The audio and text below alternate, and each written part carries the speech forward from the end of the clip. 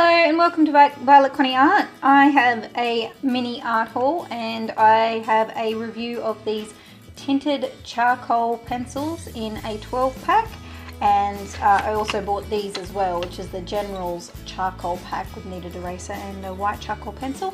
So I've been getting into doing a little bit of charcoal drawing since I have been participating in Med's 100 Heads, and so I really wanted to have a go at these tinted charcoal pencils when I spotted them in the art shop. I actually went in there to buy pastels, pastel pencils, but instead I found these and I thought I need to give these a try. So let's have a look at them.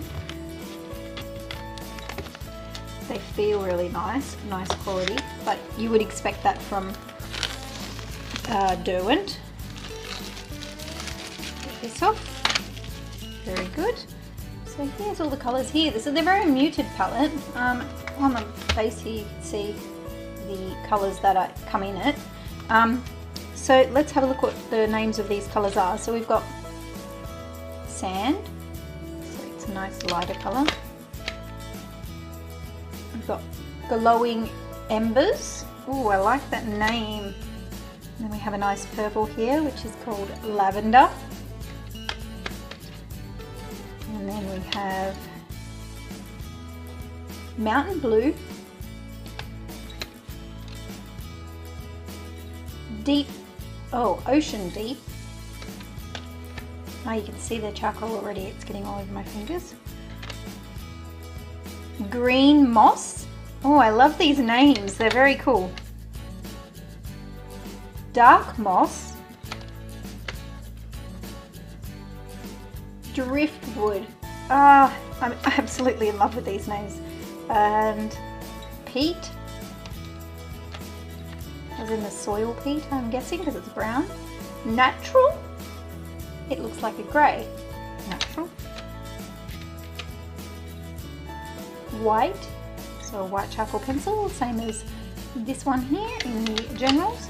And last but not least, we have a dark, so I guess this is about what normally you would get with a charcoal pencil. It's black. So I also picked up, because I didn't have a pastel pad of paper, I picked up the Canson's pastel drawing pad, but I got it in black, so I think that that's very cool and interesting to use. I do have some other pastels in the bars, the soft pastel bars that I am going to use with this as well. And I also cut a small piece of watercolor paper to swatch. So I'm going to swatch these out. We'll just get this open very quickly. I actually have a set of these, but I've been using them all up since they've been doing Med's 100 Heads, so I needed a new set. And this is really good charcoal. And it came with a little teeny tiny mini kneadable eraser. There we go. Oh, that's so super cute. It's a really soft one too. I like the soft ones over the harder ones. Okay, let's get into swatching these. Okay, so the first thing I'm noticing about this tin is that it's actually not hinged. And at first I thought that that was a bit of a problem. But I think I prefer it with pencils because I can actually put it underneath the tray and not have it in the way and sticking out over one side. With a watercolor palette, of course, that would be great for having extra space to mix, but this is really good that you can pop it away and not need as much desk space. So that's a really nifty feature. Okay, so I wanted to swatch these with both a black piece of paper, and I have a piece of watercolor paper, cheap watercolor paper, that it's got the same kind of texture as this pastel paper does. So let's give it a try on both. So we'll start out with the sand. The feel of it feels just like charcoal, and that's brilliant. Very good. It's just as vibrant and effective on both, and they're not too soft and not too hard. This is a good consistency of charcoal pencil. I find that when you're trying to draw with charcoal pencils, that sometimes the really soft ones that are better for shading are really difficult to use because you're constantly having to sharpen them because they wear down so fast. But say a 2B charcoal pencil is a lot firmer, and so you're not having to sharpen as much and you can get a lot more detail with this. So that was the sand. So let's put that on here. Next up we have glowing embers.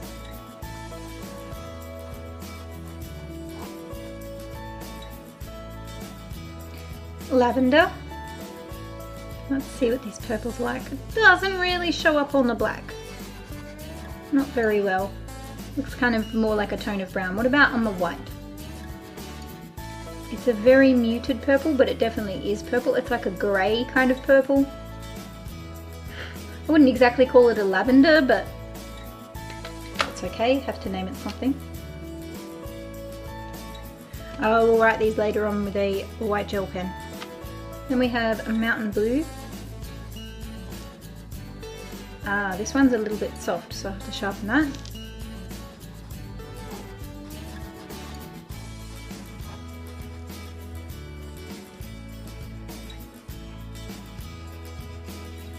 I had to sharpen it a lot because it kept on breaking off in the sharpener, and so that's a bit disappointing. Hopefully they're not all like that. This one's Ocean Deep, and it doesn't really show up on the black paper at all. Let's see how it goes on the white. Ocean Deep is kind of a black colour. It's a really dark deep blue, nearly indigo blue. They are really muted colours, but they're really earthy, which is great because they are charcoal, and I actually enjoy earthy colours. They're probably my favourite kinds of colours after purple. So this one's Green Moss. All that's showing up nicely. Look how different it looks on the white compared to the black. It's just very cool. Okay. Let me know in the comments if you get as excited about art supplies as I do. I'm sure that if you're watching this video, you are the type of person that likes art supplies and is excited to get new ones. So we've got Green Moss, Dark Moss. So this one doesn't show up on the black at all.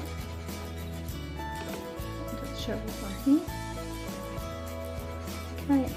They're all different though, this is the good thing. So they all look like really dark and black nearly, but they actually all are different when you've got them on the white paper. Even on the black paper you can kind of see differences in them, even though some of them are really hard to see. Particularly on camera, you probably can't see them on the camera. Then we have Driftwood. I love the name of this one. I think this one might be a bit dark to show up on my black paper, but we'll give it a go anyway. Yep, too dark. It's like a black kind of colour, kind of greyish black. And we've got Peat, which is a brown.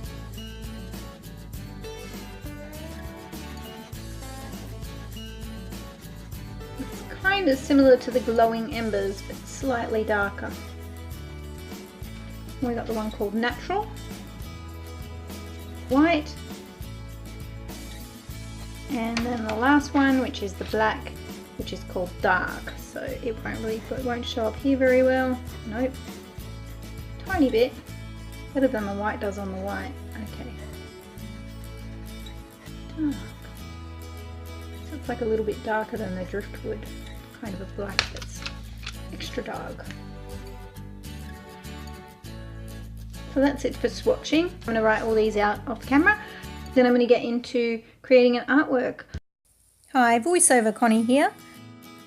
Here I decided to do a koala, and I decided to also do it on the black pastel paper. In hindsight, it probably wasn't the best choice because these are such dark and muted tones that it took me a lot of work to try and get this koala to pop off the page. But I think that he kind of came out okay. The only thing that I wasn't really happy with was his eyes. He was a little bit, there was just no getting any really fine detail with these pencils, so the eyes were quite tricky, and I went back to them a few times and then I thought I just need to leave them because I think I was making them worse. But overall, these pencils were really great. They were a lot of fun to use. They had this really kind of scratchy texture, but they were also so pigmented. They put down a lot of color. You could tell it was charcoal. It smudged around, but not too badly. I was able to lighten colors up using the white. I just had a lot of fun using them actually. The only issue that I had was when I did need to sharpen them, the leads broke a lot. And now I actually haven't owned a packet of pastel pencils before. I've had the block pastels, but not pastel pencils. And I wonder if you get the same problem sharpening pastel pencils because the lead's going to be a lot softer. But other than that, I really enjoyed using them, and I'm really looking forward to doing a white paper piece. Oh, and also I wish that there was a few more colours. So there was no reds in this packet at all, and there could have been a wider variety, I believe. Now I know it's getting towards the end of the video, but I have a bit of an announcement to make. I am going to start featuring people at the end of my videos and giving them a bit of a shout out. Other people have shouted me out so often, I just want to return the favour. And I'm just going to make it a surprise. I'm not going to tell the people, so let them know if they have been included in a shout out. So I actually sprayed it with workable fixative when I was finished, and then these are the final shots after I sprayed it with the fixative, and that just stops it from smudging any further. And there is the little koala bear sitting in his tree at night. So my first shout out goes to Luke Hanlon Art. I'm going to leave a link to his profile in the description. Luke does some really amazing realistic animal portraits like this one, this one, this one, and this one. So go and check Luke's channel out with the link in the description and tell him Connie says hi. If you enjoyed this video, as always, don't forget to like and subscribe and hit the little bell so you're notified every single time I put a new video up. Thanks so much for watching, and I'll see you in the next video.